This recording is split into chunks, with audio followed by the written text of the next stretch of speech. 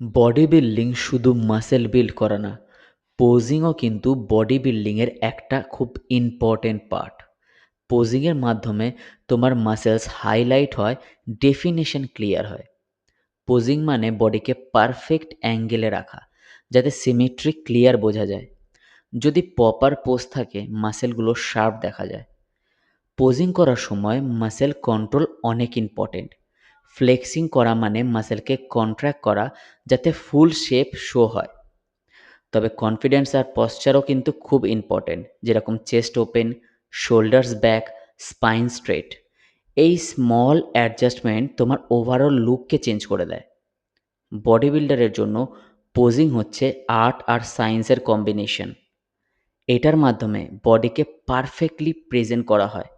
তাই প্র্যাকটিস করো, মাসেলকে শোকেস করো, সাইন করাও, আর এইভাবেই এগিয়ে যাও।